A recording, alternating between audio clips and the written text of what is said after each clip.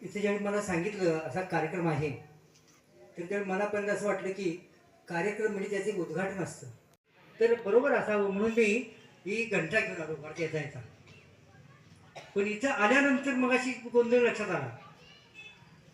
तेव्हा काय झाले, काय झाले, सेक्रेटरी काय झाले, ही घंटा काही वाजेना. कशामुळं, का वाजत नाही? हा, बरोबर आहे. त्याच्यामध्ये जो एक पेंड्युलम पाहिजे, टोल पाहिजे, तोच कुठं गळा झाला. मी तर आता बराच वेळ विचार केला काय करावं. आता इथनं आसपास कुठून, कारण कसं आहे की घंटा नसेल तर पूजा करता येणार नाही, आरती करता येणार नाही, आणि पूजा करता आली नाही की आवाज ऐकू आला तर फक्त बोटवर करा. काही आवाज आला, आवाज असं म्हणून नसं, फक्त बोटवर करा, शांतपणा ऐका.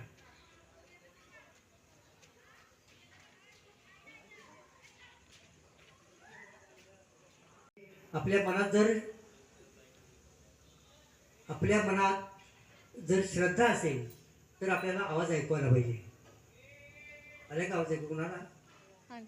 नाही तर शांतपणा ऐका, व्यवस्थित शहाणपणा ऐका. आला? सगळ्यांना नाही ऐकू आला, काही जण आला. मी काय म्हणत होतो, सगळ्यांच्या मनामध्ये थोडासा भाव असला पाहिजे. तुम्हाला काय म्हटलं मी, हा दैवी चमत्कार आहे की नाही? तुमचं काय म्हणणं आहे? हं, तुमचं काय म्हणणं आहे? आता बघा, ऐकू येतं का नाही? आवाज ऐकू येत. मनात श्रद्धा असेल, शांतपणे ऐकत असेल तर त्यावेळी फक्त आवाज ऐकू येतो. तो बहुतेक लोकांनी ऐकला सगळ्यांनी. काय कारण? हं,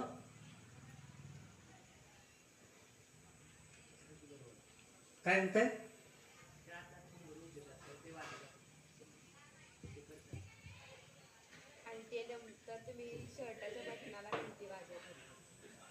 अशी अशी वाजवली, बर. आणि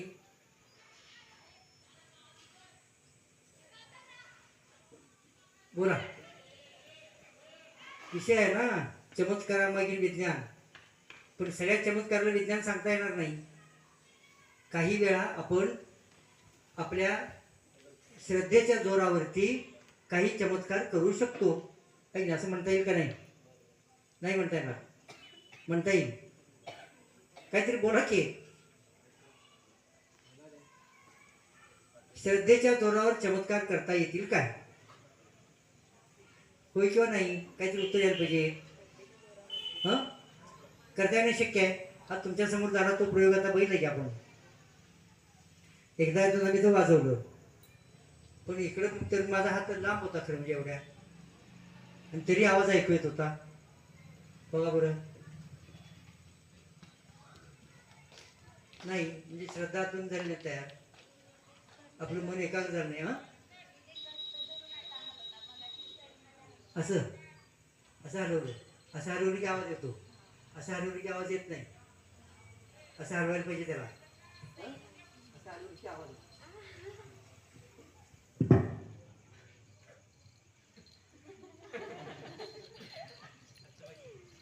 हा इथं आवाज आहे हे, म्हणजे मला ते घुंगराचा आवाज आहे एकाच्या लक्षात आलं.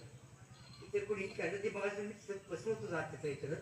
पण ध्यानात घ्या, असा एखादा चमत्कार घडतो त्याच्या माग कारण काय काय असतात. एक तर दैवी शक्ती, नसेल तर असं विज्ञान किंवा हात चलाकी. इथं तर मी हात चलाकी केली. आत्तापर्यंत जिथं जिथं चमत्कार होत आहेत असं वाटलं त्या त्या प्रत्येक ठिकाणी तुमच्यासारख्या हुशार लोकांनी शोधून काढलं. ते लक्षात आलं की हा चमत्कार नसून, त्याच्यामध्ये काही दैवी शक्ती नसून, हा साधा जादूचा प्रयोग आहे, हात चलाकीचा प्रयोग आहे, रासायनिक प्रयोग आहे. अशा तऱ्हेचा काही ना काहीतरी. मी आता आपण तो प्रयोग घेत नाही. पूर्वी आम्ही तोही घ्यायचो, मंत्राने अग्नी पेटवणे. त्यासाठी रसायनं लागत असल्यामुळे ती सांभाळत बसा कशाला, कमी याच्यात होते काम, मग तो कॅन्सल केला. पण तिथे रसायनाच्या सहाय्याने ते पेटवलं जातं. मंत्रानं अग्नी पेटवली म्हणजे जिथं कुठं लोकांनी सांगितलं आम्ही मंत्रानं अग्नी पेटवतोय, तिथं तुमच्यासाठी हुशार लोक गेले, त्यांनी जरा निरीक्षण केलं, तपासलं आणि लक्षात आलं की हे असे असे तिथं उद्योग आहे. आत्तापर्यंत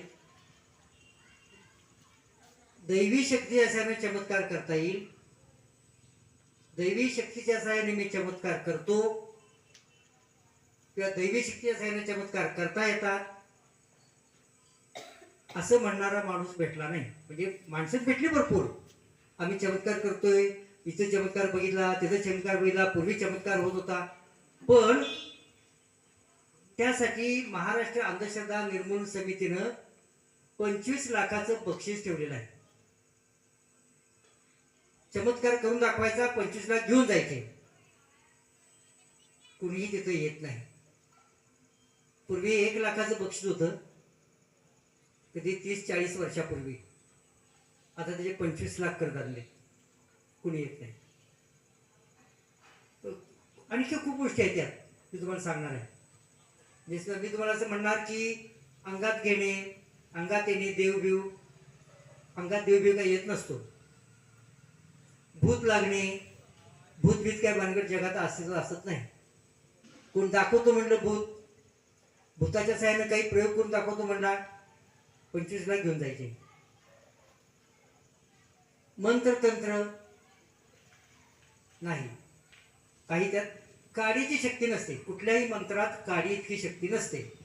नंतर उदाहरण आपण वेगवेगळे बघू त्याची इतिहासातली. मंत्रात शक्ती नसते हे सांगणारी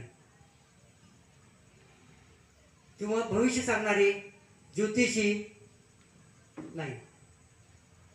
ज्योतिषानं योग्य भविष्य सांगितलं, 25 लाख रुपये बक्षीस आता तुम्हाला सांगितल्यावर ठेवलेलं आहे. काय करत ज्योतिषानं? ज्योतिषानं फक्त कुंडली देणार, आणि 10 कुंडल्या देणार, आणि या 10 कुंडल्या त्यांनी फक्त एवढं ओळखायचं की हा माणूस जिवंत आहे का मेला आहे. उद्याचं भविष्य सांगणं तर जिवंत तर पाहिजे, आहे की नाही.